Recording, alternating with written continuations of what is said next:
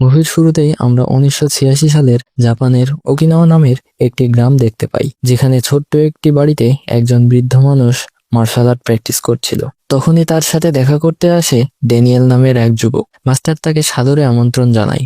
Daniel এই ঘরের বিভিন্ন জায়গাতে কিছু পুরনো আমলের মাস্টারদের ছবি দেখতে পায়। সে বলে, মাস্টার, এরা কারা? তখন মাস্টার বলে, এরা হলো আমার পূর্বপুরুষ, অর্থাৎ মিয়াগি বংশের মানুষ, যারা আমাদের গ্রামে সর্বপ্রথম কারাটে এনেছিল। আমাদের বংশের প্রথম কারাটে মাস্টার ছিল মাস্টার শিম্পু। একদিন নদীতে মাছ ধরতে গিয়ে ঝড়ের কবলে পড়ে ওনার নৌকা ভেসে যায় চীন দেশের এক বন্দরে। সেখানে চায়নার হান সাম্রাজ্যের মানুষেরা তাকে আশ্রয় দেয়। মাস্টার শিম্পু চায়নাতে অনেক বছর কাটায়, আর সেখানে তিনি চাইনিজ কুংফু প্রশিক্ষণ নেয়। আর পরবর্তীতে ওকিনাওয়াতে ফিরে এসে জাপানিজ মিয়াগি কুংফু ও চাইনিজ হান কুংফুকে একত্রিত করে এক ভয়ঙ্কর মার্শাল আর্ট প্রচলন করে, যা মূলত এই দুই দেশের অসাধারণ এক সংস্কৃতি, যেন একই গাছের দুটো শাখা। এরপরে আমরা বর্তমান সময়ে চায়নার রাজধানী বেইজিং এর একটি কুংফু স্কুল দেখতে পাই, যে স্কুলের মাস্টার ছিল আমাদের সকলের পরিচিত জ্যাকি চ্যান। এই মুভিতে তার নাম মাস্টার হান।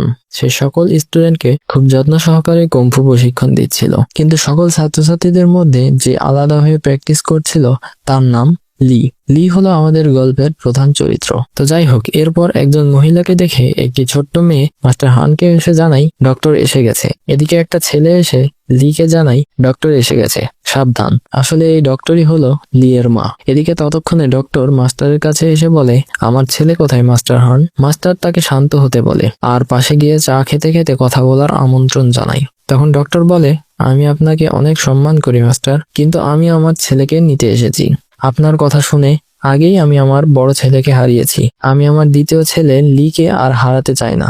মাস্টার তাকে বোঝাই, আমি আপনার কথা বুঝতে পারছি, কিন্তু কুংফু ছেড়ে দেওয়া কোনো সমাধান নয়। কুংফু লি এর জীবনকে আরো অনেক সুন্দর করে দিতে পারে, কারণ আমি জীবনে যতবারই বিপদে পড়েছি এই কুংফুই আমাকে বাঁচিয়েছে। এই সব কথাবার্তা লি পাশের ঘর থেকে শুনছিল। ডক্টর তখন বলে, আসলে মাস্টার, আমি নিউ ইয়র্কে একটি বড় হাসপাতালে চাকরি পেয়েছি। আমার ছেলেকে নিয়ে আমি সেখানে যেতে চাই আর আমাদের জীবনকে আবার সুন্দর করে গড়ে তুলতে চাই। আপনি আমার ছেলেকে বুঝিয়ে বাড়িতে পাঠিয়ে দেবেন প্লিজ। এই বলে ডক্টর চলে যেতে থাকে। তখন লি পেছন থেকে দৌড়ে এসে বলে, তুমি নিউ ইয়র্কে শিফট হতে চাও, কিন্তু আমার মতামত একবারও জানতে চাইলে না। আমি এখান থেকে যেতে চাই না। আমার শৈশব এখানে, আমার বন্ধুরা সবাই এখানে। আমি ওখানে গিয়ে কি করব? ডক্টর বলে, নিউ ইয়র্কে করার মতো অনেক কিছু আছে, অন্তত এইসব লড়াই তো আর করতে হবে না। লি বলে, আমি প্র্যাকটিস করছি মা, লড়াই নয়। তখন ডক্টর বলে, তুমি যদি যুদ্ধের প্রস্তুতি নাও তাহলে একদিন না একদিন যুদ্ধ হবেই, তাই আমার সাথে তোমাকে যেতেই হবে। বেচারা লি হতাশ হয়ে যায়। এরপরের দৃশ্যে আমরা দেখতে পাই লি তার মায়ের সাথে নিউ ইয়র্ক শহরে পৌঁছে গেছে। তারা এক লম্বা জার্নি শেষ করে ফাইনালি পৌঁছে যায় তাদের নতুন বাড়িতে। বাড়িটা লি এর বেশ পছন্দ হয়। সে বাড়িতে বসে থেকেই সারাদিন পার করে। সন্ধ্যার সময় তার ক্ষুধা পেলে তার মাকে সে বলে, আমি বাইরে থেকে কিছু খাবার নিয়ে আসি। সে পাশেই একটা পিৎজার দোকানে যায় আর দোকান মালিকের কাছে একটা স্টাফ ক্রাস্ট পিৎজা অর্ডার করে। দোকান মালিক বলে, আমাদের কাছে এই পিৎজাটা নেই, কিন্তু তুমি যদি এই পিৎজাটাই খেতে চাও তাহলে তোমাকে এখান থেকে অনেক দূরের একটি দোকানে গিয়ে নিয়ে আসতে হবে। বেচারা লি হতাশ হয়ে যায়। তখনই সেখানে লি এর বয়সী একটা মেয়ে আসে। আসলে সে এই দোকান মালিকেরই মেয়ে, মিয়া। সে বলে, আমাদের এখানে ওই পিৎজাটি নেই, তুমি চাইলে আমাদের মেনু থেকে যে কোনো একটি পিৎজা অর্ডার করতে পারো। তখন লি পেপারনি পিৎজাটি অর্ডার করে আর মিয়ার থেকে পাশের একটি সুপার শপের ঠিকানা নিয়ে চলে যায় প্রয়োজনীয় কিছু জিনিস কিনতে। এরপর পরের দিন সকালে লি তার নতুন স্কুলে যাওয়ার জন্য বেরিয়ে পড়ে। তখন তার মা তাকে সকল দিক নির্দেশনা দিয়ে দেয় যে কিভাবে স্কুলে যেতে হবে। আর শুধু তাই নয়, আজকে লি এর মায়েরও হাসপাতালে যাওয়ার প্রথম দিন। তারা দুজনে একসাথে বাড়ি থেকে বেরিয়ে যায়। তারপর লি মেট্রোতে করে স্কুলে পৌঁছে যায়। লিকে তার টিচার খুব ভালোভাবেই স্কুলের নিয়ম কানুন বুঝিয়ে দেয় আর তাকে বলে, ঠিক মতো পড়াশোনা করো, কারণ তোমার মা চাই তুমি এখান থেকে টপ গ্রেড নিয়ে পাশ করো। এরপর লি ক্লাসে গিয়ে বেশ কয়েকটা ক্লাসও করে। প্রথম দিন তার বেশ ভালোই কেটে যায়। স্কুল শেষ করে লি যখন বাড়ি ফিরছিল তখনই সে দেখতে পায় মিয়া একটি ট্রাক থেকে বেশ কিছু জিনিস নিতে গেলে কিছু জিনিস রাস্তায় পড়ে যায়। লি সেখানে দৌড়ে সে মিয়াকে সাহায্য করে এবং তার পড়ে যাওয়া জিনিসগুলো উঠিয়ে নেয়। লি আসলে মিয়ার সাথে বন্ধুত্ব করতে চাইছিল। মিয়া নিজেও এটা বুঝতে পারছিল। এরপর তারা গল্প করতে করতে জিনিসপত্রগুলো নিয়ে বাড়িতে ফিরছিল। যাওয়ার পথে লি একটি জিমের সামনে গিয়ে দাঁড়িয়ে পড়ে, যে সেখানে মার্শাল আর্ট শেখানো হয়। মিয়া এটা দেখে ফিরে এসে বলে, তুমি কি মার্শাল আর্ট পারো নাকি? লি বলে, হ্যাঁ, আমি চায়নাতে থাকতে কম্ফু শিখেছিলাম। তাদের কথা বলার মাঝে একটি লোক চলে আসে। সে মিয়াকে বলে, বাড়ি গিয়ে তোমার বাবাকে আমাকে ফোন করতে বলবে। মিয়া বলে, আমি তোমার গোলাম না, তোমার প্রয়োজন হলে তুমি গিয়ে কথা বলো। লি বলে, ওই লোকটিকে তোমার বাবার সাথে দেখা করতে চাইছিল। মিয়া বলে, ওই লোকটির নাম জেমস, ও আসলে ওই জিমের মালিক, আর আমার বাবা তার কাছ থেকে বেশ কিছু টাকা ধার নিয়েছিল, সেজন্যই আমার বাবার সাথে দেখা করতে চাই। মিয়া এখানে লিকে সতর্ক করে বলে, তুমি যেন এইসব জিমের আশেপাশে এসো না, কারণ এখানে বাজে ছেলেরা মারামারি করে বেড়ায়। এদিকে জেমস জিমে গিয়ে কন্নার নামের এক ছেলেকে বলে, আজকে তোমার গার্লফ্রেন্ডকে দেখলাম একজন চাইনিজ ছেলেকে নিয়ে ঘুরে বেড়াচ্ছে, মনে হয় তোমাদের সম্পর্কটা আর থাকবে না। কথাটা শুনে কন্নার প্রচন্ড রেগে যায়, আর যার সাথে প্র্যাকটিস করছিল তাকেই মারধর শুরু করে। এদিকে লি আর মিয়া দুজনে একসাথে একটি মেকানিকের দোকানে চলে আসে।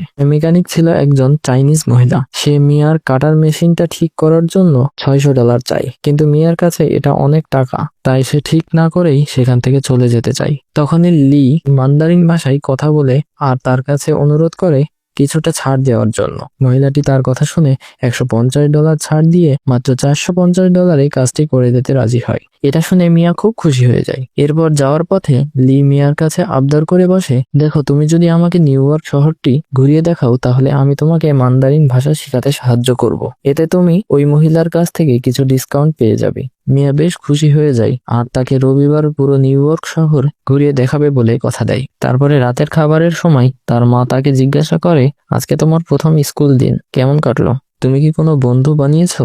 লি বলে, একজন বান্ধবী বানিয়েছি, তার নাম মিয়া। পরের দিন মিয়া তার স্কুটার নিয়ে লিয়ের বাড়ির সামনে হাজির হয়েছে। সে এখন লিকে তার স্কুটারের পেছনে বসিয়ে পুরো শহরটা ঘুরিয়ে দেখাতে থাকে। তারা সেদিন খুব মজা করে, কিন্তু বেশ কিছুটা যাওয়ার পরে মিয়ার স্কুটার নষ্ট হয়ে যায়। বাধ্য হয়ে তারা স্কুটারটি মেট্রোতে তুলে নিয়ে বাড়িতে ফিরতে থাকে। তখন সেখানে কর্নার তার দলবল নিয়ে চলে আসে। মিয়া বেশ ভয় পেয়ে যায় আর বলে, দেখো কর্নার, আমরা অনেক ক্লান্ত, বাড়িতে ফেরার আগে তুমি কোনো ঝামেলা করো না। কর্নার বলে, আচ্ছা, তুমি তাহলে এই ছেলের জন্য আমাকে সরিয়ে দিচ্ছ? মিয়া তাকে বারবার বোঝায় এমন কিছুই নাই, কিন্তু কর্নার পথ ছাড়ছিল না দেখে লি সামনে এসে বলে, সরে দাঁড়াও। কর্নার সরে গিয়ে মিয়াকে যেতে দেয়, কিন্তু সেখান থেকে লি যাওয়ার সময় কর্নার তাকে ঘুষি মেরে আহত করে দেয়। বেচারা লি আর মিয়া ধীরে ধীরে বাড়িতে ফিরতে থাকে, আর মিয়া তার কাছে ক্ষমা চেয়ে নেয়। সে দেখতে পায় লি এর চোখ অনেকটাই ফুলে গেছে। মিয়া তাকে বলে কর্নার আসলে তাকে অনেক পছন্দ করে, কিন্তু মিয়া তাকে পাত্তা দেয় না। এছাড়াও তার বাবা তাকে কর্নারের থেকে দূরে থাকতে বলেছে, কারণ কর্নার সবসময় জিমে মার্শাল আর্ট প্র্যাকটিস করে আর প্রতি বছর 5 বরস জিতে। লি জিজ্ঞাসা করে, 5 বরস কি? মিয়া তাকে বুঝিয়ে বলে, প্রতি বছর এই শহরে ইল্লিগাল স্ট্রিট ফাইট টুর্নামেন্ট হয়, যেখানে বিগত 3 বছর ধরে কর্নার চ্যাম্পিয়ন হয়ে আসছে। যারা চ্যাম্পিয়ন হয় তারা অনেক টাকা পায়, কিন্তু খবরদার তুমি এসব কথা চিন্তা করো না, কারণ কর্নারকে তুমি কখনোই হারাতে পারবে না। তারপর মিয়া লিকে নিয়ে তার বাবার কাছে চলে যায় আর হেল্প করতে বলে। তার বাবা লি এর চোখের এই অবস্থা দেখে তার চোখে মেকআপ করিয়ে দেয়, যেন তার মা বুঝতে না পারে। এখানে লি জানতে পারে ভিক্টর একসময় এ শহরের সেরা ফাইটার ছিল, কিন্তু এখন সে ওই সব কাজ বাদ দিয়ে দিয়েছে। এখন ভিক্টর লিকে কয়েকটি টি ব্যাগ দিয়ে বলে, এগুলো রাতে ঘুমানোর সময় চোখের উপরে দিয়ে ঘুমাবে, তাহলে ঠিক হয়ে যাবে। পরের দিন সকালে লি এর মা তার চোখের জখমটি দেখে ফেলে। সে প্রচন্ড ভয় পেয়ে যায়। আমি তোমাকে আগেই বলেছিলাম কারোর সাথে মারামারি করতে যাবে না। লি বলে, আমি মারামারি করিনি মা। তাহলে এমন চোট লাগলো কিভাবে? লি তার মাকে কোনোভাবে বুঝিয়ে স্কুলে চলে আসে। আজকে তার মা এলেন নামের এক ছেলের সাথে তার পরিচয় করিয়ে দেয়। এই ছেলেটি লি এর টিউটর ছিল। সে লিকে ভালোভাবে পড়াশোনা করতে সাহায্য করবে। সেদিন লি এলেনের সাথেও বেশ গল্প করে আর তার সাথে বন্ধুত্বও করে ফেলে। রাতের বেলায় বাড়িতে ফিরে সে যখন জিনিসপত্র ঠিক করছিল, তখনই তার বড় ভাইয়ের বেশ কয়েকটি ছবি দেখতে পায়। তখন তার মনে পড়ে যায় একসময় সে তার বড় ভাইয়ের সাথে কুংফু প্র্যাকটিস করত, আর তার বড় ভাই একটা স্পেশাল ফাইটিং মুভ পারত, যা লি কখনো করতে পারত না। পরদিন লি আবারও যখন ক্লাস শেষ করে বাড়িতে ফিরছিল, তখনই পেছন থেকে কর্নার এসে বারবার তাকে বিরক্ত করছিল। তাই রেগে গিয়ে লি এবার কর্নারকে আঘাত করে ফেলে। কর্নার তো এটাই চাইছিল, তাই কর্নার বলে, ঠিক আছে, আমি তোকে হাত না লাগিয়েই পেটাবো। তখন লি এর মনে পড়ে যায় বড় ভাইয়ের সেই স্পেশাল ড্রাগন কিকের কথা। তখন লি এই ড্রাগন কিক কর্নারকে মেরে দেয়, কিন্তু কর্নার পাল্টা লাথি দিয়ে মাটিতে ফেলে দেয়। তখনই টিচার চলে এসে কর্নার ও লিকে আলাদা করে ফেলে। তখন কর্নার চিৎকার করে বলতে থাকে, তুই যদি আমার সাথে সত্যিই লড়াই করতে চাস তাহলে 5 বোর্ডসে এসে লড়াই কর, দেখি তোকে সেদিন কে বাঁচাই। এসব কথা শুনে লি প্রচন্ড মন খারাপ করে বাড়িতে ফিরতে থাকে। তো যাই হোক, রাতে লি মন খারাপ করে যখন বেলকনিতে এসেছিল, সে নিচে মিয়ার নষ্ট স্কুটারটি দেখতে পায়। সে নিচে গিয়ে স্কুটারটি ঠিক করতে চেষ্টা করে, তখনই লাঠি সোঁটা নিয়ে বেশ কিছু লোক সেখানে চলে আসে, যেটা দেখে ভিক্টর ঘর থেকে বেরিয়ে এসে বলে, বাচ্চাটাকে যেতে দাও, আর আমার সাথে তোমাদের যত ঝামেলা আছে আমরা বসে সমাধান করতে পারি। কথাবার্তা শেষ হওয়ার আগেই পেছন থেকে একজন লোক এসে ভিক্টরের মাথায় আঘাত করে তাকে অজ্ঞান করে ফেলে। এটা দেখে লি আর এক মুহূর্ত চুপ থাকতে পারে না। সে ওই গুন্ডাদের সাথে লড়াই শুরু করে দেয়, একাই সবগুলো গুন্ডাকে এক এক করে পেটাতে থাকে। ততক্ষণে ভিক্টরের জ্ঞান ফিরে এসেছিল। সে লিকে এত সাবলীলভাবে লড়াই করতে দেখে অনেক অবাক হয়ে যায়। তো যাই হোক, গুন্ডাগুলো সেখান থেকে পালিয়ে যাবার পরে তারা দুইজন রেস্টুরেন্টের ভেতরে এসে বসে। ভিক্টর তাকে বলে, তুমি এত সুন্দর লড়াই কিভাবে করলে? লি তাকে বলে, আমি চায়নাতে থাকার সময় কুংফু শিখেছিলাম। তখন ভিক্টর বলে, তুমি আমাকে তোমার কুংফু শিখিয়ে দাও। আসলে আমি ওই লোকগুলোর কাছ থেকে অনেকগুলো টাকা ধার নিয়েছি, টাকাগুলো পরিশোধ না করা অবধি তারা আমার পিছু ছাড়বে না। কিন্তু তুমি যদি আমাকে কুংফু শিখিয়ে দাও তাহলে আমি আন্ডারগ্রাউন্ড ফাইটিং এ লড়াই করে কিছু টাকা কামিয়ে ঋণ পরিশোধ করে দিতে পারবো। এখানে লি ভিক্টরের কিছু ছবি দেখতে পাই। ভিক্টর একসময় এই শহরের সেরা ফাইটার ছিল। লি জিজ্ঞাসা করে, তুমি লড়াই করা ছেড়ে দিয়েছিলে কেন? ভিক্টর তাকে বলে, মিয়ার জন্মের পর আমি এগুলো ছেড়ে দিয়ে স্বাভাবিক জীবনযাপন শুরু করার চেষ্টা করি। তারপর আমার স্ত্রীও মারা যায়। তখন আমি এই লড়াই ঝগড়া বাদ দিয়ে এই রেস্টুরেন্ট খুলে বসি। এখন তুমি যদি আমাকে কুংফু শিখিয়ে দাও তাহলে আমার খুবই উপকার হবে। কিন্তু লি বলে, আমাকে মাফ করো, আমি একজনকে কথা দিয়েছি আমি আর কখনোই লড়াই করব না। তখন ভিক্টর বলে, লড়াই তো তুমি করবে না, আমি করব। এই কথাটা শুনে লি বেশ কনফিউজড হয়ে যায়। সে বাড়িতে ফিরে আসলে তার মা তাকে সাজিয়ে গুছিয়ে নিয়ে যায় ফানুস ওড়ানোর একটি উৎসবে। সেখানে গিয়ে সে তার ভাইয়ের আত্মার শান্তি কামনা করে একটি ফানুস উড়িয়ে দেয়। তারপর সে বাড়িতে ফিরে তার মাস্টার হানকে ফোন করে বলে, এখানে এসে আমার একজন বন্ধু হয়েছে, সে চাই আমি তাকে কুংফু শিখাই। তখন মাস্টার বলে, কুংফু শিখে তার কি কোনো উপকার হবে? লি বলে, হ্যাঁ, তাহলে তোমার অবশ্যই তাকে কুংফু শেখানো উচিত, কারণ আমাদের এই সংস্কৃতির কারণে যদি কারো উপকার হয় তাহলে সেটা হবে আমাদের সবচেয়ে বড় গর্বের বিষয়। কথাটা শুনে লি সাথে সাথে চলে যায় ভিক্টরের সাথে দেখা করতে। সে তাকে বলে, হ্যাঁ, আমি তোমাকে কুংফু শিখাবো। ভিক্টর অনেক খুশি হয়ে যায় আর তাকে বলে, তাহলে কবে থেকে ট্রেনিং শুরু করব? লি বলে, এখন থেকেই। তাই ভিক্টর 8টা বাজতে না বাজতেই রেস্টুরেন্ট বন্ধ করে দিয়ে লি এর সাথে ট্রেনিং শুরু করে দেয়। লি তাকে বুঝিয়ে বলে, সবকিছুর মধ্যেই কুংফু রয়েছে, তুমি যেভাবে পিৎজা বানাও, বক্সিং করো, সবকিছুর মধ্যেই কুংফু রয়েছে। এসব কিছু বোঝানোর পর লি বলে, তুমি এবার আমার উপরে হামলা করো। কিন্তু ভিক্টর ছোট ভেবে প্রথমে তার উপরে হামলা করতে চায় না, কিন্তু কিছুক্ষণের মধ্যেই লি বুঝিয়ে দেয় সে ছোট হলেও ভিক্টরের থেকে অনেক ভালো লড়াই করতে পারে। এসবের মধ্যেই সেখানে মিয়া চলে আসে। সে তাদের দুজনকে লড়াই করতে দেখে অবাক হয়ে যায়। সে তার বাবাকে বলে, এই বয়সে এসে এইসব পাগলামি কেন শুরু করেছো বাবা? তুমি লড়াই করতে পারবে না, তুমি এইসব অনেক আগেই ছেড়ে দিয়েছো। কিন্তু ভিক্টর তাকে বুঝিয়ে বলে, যদি লি আমাকে শেখায় তাহলে অবশ্যই আমি পারবো। সে গত রাতে আমাকে অনেকগুলো গুন্ডাদের হাত থেকে বাঁচিয়েছে। আমার বিশ্বাস কুংফু শিখলে বক্সিং এ অবশ্যই আমি জিততে পারবো। মিয়া শুধু বলে, তোমরা তো পাগলামি শুরু করে দিয়েছো। তো যাই হোক, পরের দিন তাদের ট্রেনিং আরো জোরালো হয়ে যায়। লি তাকে হুবহু মাস্টার হানের মতো করে শেখাতে থাকে। শুধু তাই নয়, সে এখন মিয়াকে পিৎজার দোকান সামলাতেও সাহায্য করে। এভাবে প্র্যাকটিস করতে করতে লি বেশ ভালোভাবে ভিক্টরকে বক্সিং এর জন্য প্রস্তুত করে ফেলে। তো একদিন এমনই ট্রেনিং শেষ করে সে বাড়িতে এসে দেখে তার মা ঘুমিয়ে আছে। তখনই তার ভাইয়ের ছবি দেখে তার মন খারাপ হয়ে যায়। সে ফ্রাস্ট্রেটেড হয়ে ভিক্টরের বাড়ি গিয়ে বক্সিং ব্যাগের সাথে এলোপাথারি ভাবে বক্সিং শুরু করে। তখনই সেখানে ভিক্টর চলে আসে আর বলে, তুমি কি কোনো কিছু নিয়ে বিরক্ত আছো? এখানে লি প্রথমবারের মতো ভিক্টরকে তার মনের কথা বলে। আসলে কয়েক বছর আগে বেজিং এ একটি ফাইট টুর্নামেন্টে তার ভাই চ্যাম্পিয়ন হয়েছিল। তারা সেখান থেকেই ট্রফি নিয়ে বাড়ি ফেরার সময় হেরে যাওয়া দল তাদের উপরে হামলা করে আর প্রতিশোধ নেওয়ার জন্য তার বড় ভাইকে ছুরিকাঘাত করে। কিন্তু এত ভালো কুংফু জানা সত্ত্বেও লি তার ভাইকে বাঁচাতে পারেনি। এই অনুশোচনায় সে এই কুংফু ছেড়ে দিয়েছে। এরপর পরের দিন এলেনের সাথে সেই পিৎজা শপে বসে তখনই মিয়া একটি পিৎজা নিয়ে এসে বলে, আজকে রাতে শহরে একটি মেলা বসবে, লিকে ওই মেলায় তার সাথে দেখা করার জন্য আমন্ত্রণ জানায়। লি তখন প্রচন্ড খুশি হয়ে যায়। তাই সন্ধ্যা হতে না হতেই তার বন্ধু অ্যালেনকে নিয়ে মেলায় পৌঁছে যায়। কিন্তু সেখানে গিয়ে দেখতে পাই মিয়া কর্নার ও তার বন্ধুদের সাথে আড্ডা দিচ্ছে। এটা দেখে বেচারি লি এর মনই ভেঙে যায়। সে মিয়ার সাথে দেখা না করেই চলে আসে। আন্ডারগ্রাউন্ড বক্সিং এ দুইজন ফাইটারকে লড়াই করতে দেখতে পাই। এরপরই লড়াই করার সিরিয়াল ছিল ভিক্টরের। এদিকে মিয়া খেয়াল করে লি তার সাথে ঠিকমতো কথাও বলছে না। মিয়া তার কাছ থেকে জানতে চাই, তোমার হয়েছেটা কি? তুমি আমাকে এভাবে ইগনোর করছো কেন? লি সরাসরি বলে, আমি এখানে এসেছি তোমার বাবার জন্য, তাই দুজনেরই উচিত ভিক্টরের দিকে লক্ষ্য দেয়া। মিয়া বুঝতে পারে লি হয়তো কোনো কারণে তার উপরে রেগে আছে, তাই সে অনেক জোরজবরদস্তি করে লি এর কাছ থেকে জানতে পারে তার মন খারাপের কারণ। লি বলে, সেদিন মেলায় তুমি কর্নারের সাথে খুব হেসে হেসেই গল্প করছিলে, তাহলে আজ কেন আমার কথা মনে পড়ছে তোমার? মিয়া তাকে বুঝিয়ে বলে, দেখো তুমি যেমনটা ভাবছো তেমন কিছুই নয়। আমি সেদিন কর্নারের সাথে দেখা করেছিলাম এটা বলার জন্য যাতে কর্নার আমাকে আর ডিস্টার্ব না করে, আর আমি এমন একজনকে পেয়েছি যার সাথে আমি থাকতে চাই। কথাটা শুনে লি অনেক খুশি হয়ে যায়। তখনই তাদের সামনে চলে আসে ভিক্টর, কারণ এখন রিং এর ভেতরে যাওয়ার সময় হয়েছে। ভিক্টর অনেক কনফিডেন্টলি ভেতরে যেতে থাকে, আর তাকে দেখে জেমস বলে ওঠে, আচ্ছা তাহলে তুমি এভাবে আমার টাকা পরিশোধ করতে চাও? তখন ভিক্টর বলে, দেখো আমার প্রতিপক্ষের ওপরে টাকা বাজি ধরো না, হেরে যাবে। কিন্তু জেমস অলরেডি ভিক্টরের প্রতিপক্ষের ওপর অনেক টাকা বাজি ধরেছিল। এরপর রিং এর ভিতরে গিয়ে ভিক্টর তার প্রতিপক্ষের সাথে লড়াই শুরু করে দেয়। লড়াইয়ের প্রথম দিকে ভিক্টর অনেক মার খেতে থাকে। এসব কিছু দেখে ব্রেকের সময় লি তাকে কিছু কৌশল বলে দেয়। ব্রেক শেষ হলে ভিক্টর তার প্রতিপক্ষের ওপর ভারী হয়ে ওঠে।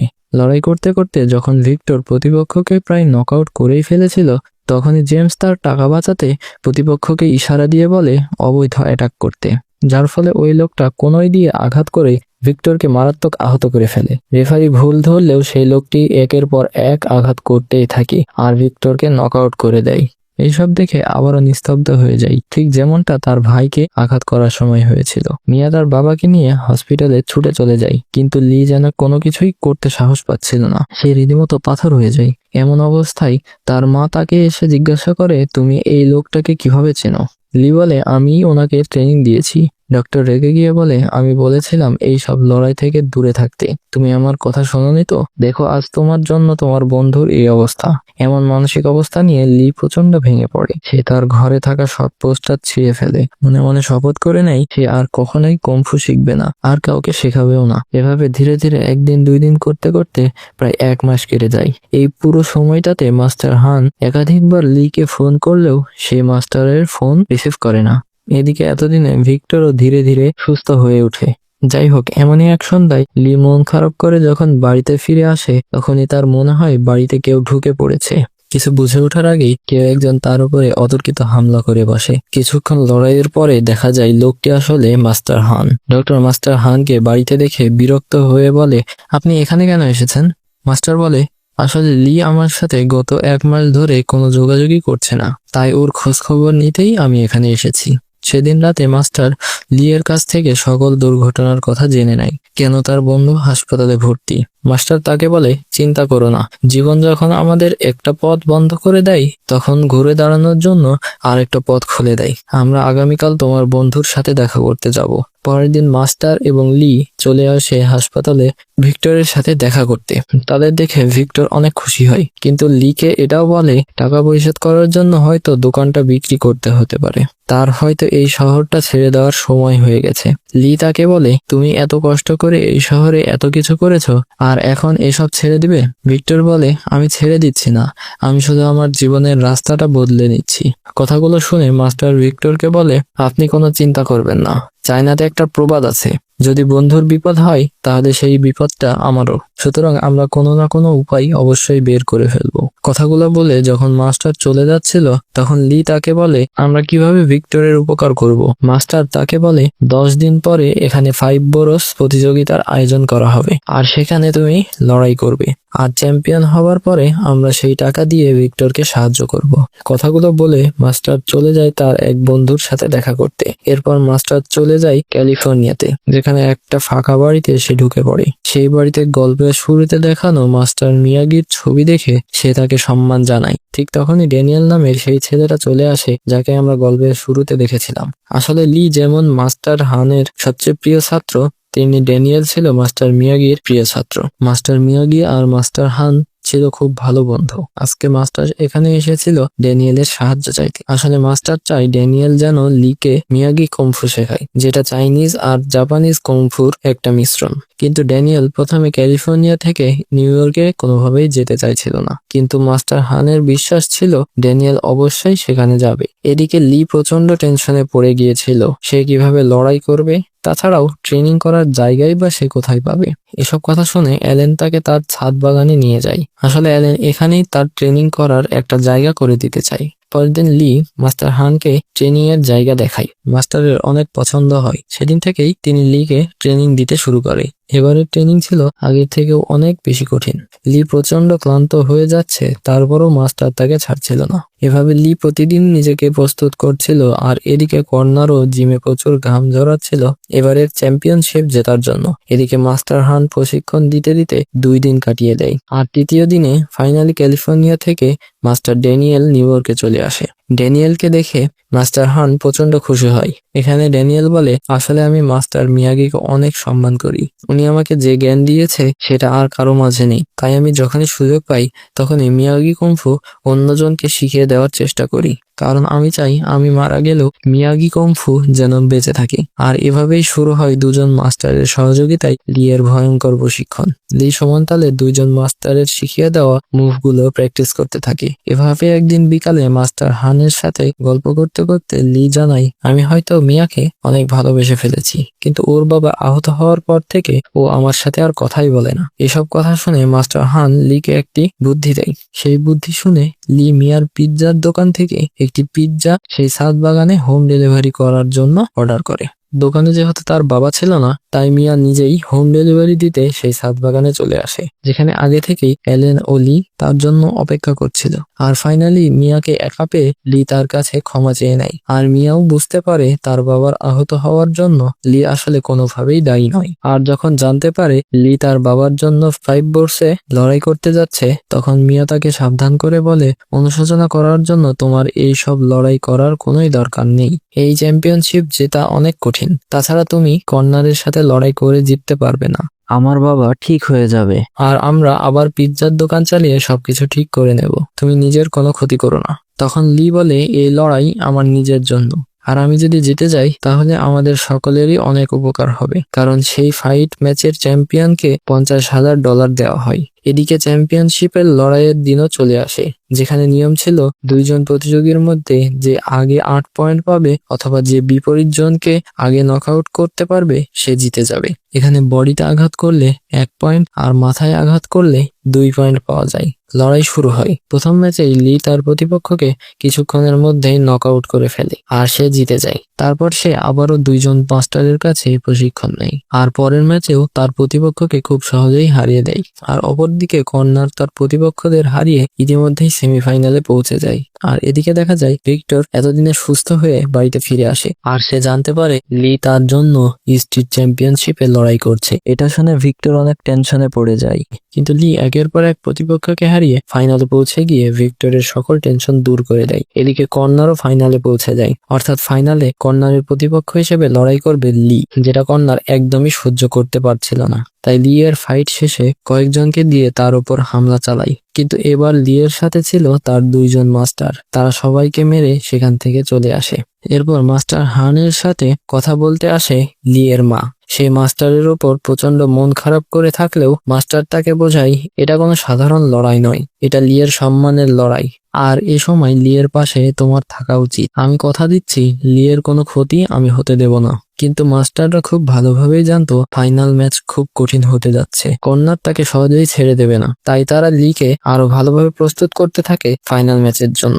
এখানে প্র্যাকটিস করার সময় লি তার ভাইয়ের দেখানো ড্রাগন কিকটি একবার প্র্যাকটিস করে। এটা দেখে মাস্টার ড্যানিয়েল অবাক হয়ে যায়, এই কিক তুমি ফাইনালে ইউজ করতে পারো। কিন্তু লি বলে, না, আমি একবার স্কুল মাঠে কর্নারের উপর ইউজ করেছিলাম, কিন্তু কর্নার আমাকে লাথি দিয়ে মাটিতে ফেলে দেয়। এই কথা শুনে মাস্টারের মাথায় একটি বুদ্ধি চলে আসে, তারা এই মুভটাকে ফাঁদ হিসেবে ব্যবহার করবে। এরপর মাস্টাররা তাকে নিয়ে একটি স্থানীয় মেট্রো স্টেশনে চলে আসে, আর লি এই ড্রাগন কিকটি প্র্যাকটিস করতে থাকে। লি বারবার সেই কিকটি দিতে গিয়ে মাথায় আঘাত পাচ্ছিল, কিন্তু মাস্টারদের তাতে কিছুই যায় আসে না। এভাবেই ধীরে ধীরে ট্রেনিং আরো কঠিন হতে থাকে। লি নিজেও এতদিন অনেক অভিজ্ঞ হয়ে গিয়েছিল, কারণ এখন সে 2জন মাস্টারের অ্যাটাক একাই সামলাতে পারে। এদিকে কর্নার নিজেও প্রস্তুত হতে থাকে ফাইনাল ম্যাচের জন্য। এভাবে প্রশিক্ষণ নিতে নিতে চলে আসে ফাইনাল ম্যাচের লড়াইয়ের দিন। তবে লড়াই করতে যাওয়ার আগে লিয়ের সাথে তার মা দেখা করতে আসে। এবার ডক্টর তার ছেলের ওপরে আর রেগে নেই, তাকে জড়িয়ে ধরে বলে, নিজের সেরাটা দিয়ে লড়াই করো, আমি তোমার জন্য গর্বিত লি, আমি দোয়া করব তুমি যেন চ্যাম্পিয়ন হয়ে ফিরেও। এরপর মাস্টাররা তাকে লড়াইয়ের পোশাক পরিয়ে দেয়, আর তার কপালে চাইনিজ ও জাপানিজ কমফোর মিশ্রণে তৈরি মিয়াগি কমফোর একটি ব্যান্ড পরিয়ে দেয়। এরপর তারা চলে আসে লড়াই করার নির্দিষ্ট স্থানে। সেখানে শত শত দর্শকের মাঝে লি যখন উপস্থিত হয়, তখন সবাই তাকে সাদরে আমন্ত্রণ জানায়। আর কিছুক্ষণ পরেই মাঠে উপস্থিত হয় তার প্রতিপক্ষ কর্নার। আর এখানে লড়াই শুরু হওয়ার আগে লি কর্নারকে সম্মান জানালেও সে তাকে অসম্মান করে। তো যাই হোক, লড়াই শুরু হয়ে যায়। আর এই লড়াই দেখতে মিয়া তার বাবাকে নিয়ে উপস্থিত হয়েছে। কর্নার প্রথম মিনিটেই লি এর মাথায় আঘাত করে 2 পয়েন্ট নিয়ে নেয়। সবাই যখন টেনশনে পড়ে যায়, তখনই কর্নার এক এক করে আরো 2 বার লি এর বুকে লাথি দিয়ে দূরে ছুড়ে ফেলে। আর কর্নারের মোট 4 পয়েন্ট হয়। সবাই লিকে সাহস দিতে থাকে আর বিভিন্ন কৌশল শিখিয়ে দেয়। এরপর লি কর্নারের বুকে ঘুষি মেরে 1 পয়েন্ট তুলে নেয়। এটা দেখে কর্নার প্রচন্ড রেগে যায়। সে এলোপাথারি ভাবে লি এর উপর আঘাত করতে থাকে। এই সুযোগটাকে কাজে লাগিয়ে লি আবারও তার বুকে লাথি দিয়ে আরো 1 পয়েন্ট তুলে নেয়। এরপর আবারও সুযোগ বুঝে লি কর্নারের মাথায় লাথি দিয়ে আরো 2 পয়েন্ট নিয়ে মোট 4 পয়েন্ট তুলে নেয়। এখন তাদের দুজনেরই পয়েন্ট সমান সমান। আর দুজনের মাঝে শুরু হয়ে যায় ভয়ঙ্কর লড়াই। এভাবেই তারা একে অপরকে মারতে থাকে। এভাবেই কর্নার আরো 1 পয়েন্ট আর লি আরো 2 পয়েন্ট পেয়ে 6 পয়েন্টে এগিয়ে যায়। আর তখনই এক ভয়ঙ্কর লাথি দিয়ে কর্নার লিকে প্রায় নক আউট করেই ফেলেছিল। লি কিছুক্ষণের জন্য উঠতেই পারছিল না। তখনই লি এর মনে পড়ে কিভাবে ভিক্টরকে মারা হয়েছিল। তাই প্রতিশোধ নিতে ঠিক শেষ মুহূর্তে সে উঠে দাঁড়ায়। আর আবারও লড়াই শুরু হয়। এরপর লি 1 পয়েন্ট পায়। এখন দুইজনেরই পয়েন্ট ছিল 7। জেতার জন্য আর মাত্র একটা পয়েন্ট প্রয়োজন। আর এইবার ফাইনাল টাচ হিসেবে লি তার ভাইয়ের শেখানো ড্রাগন কিকের মাধ্যমে 8 নম্বর পয়েন্টটা নিয়ে ম্যাচটি জিতে যায়। সবাই অনেক খুশি হয়ে গিয়েছিল, কিন্তু কর্নার রেগে মেগে লিকে আবার মারতে আসে। এবার লি কর্নারকে ধরে মাটিতে ফেলে দেয়, আর না মেরে বরং তার হাত ধরে উঠায়। এরপর কর্নার তাকে প্রথমবার সম্মান জানিয়ে স্টেজ থেকে নেমে যায়। উপস্থিত সবাই প্রচন্ড খুশি হয়ে যায়। সবাই আনন্দ করতে থাকে।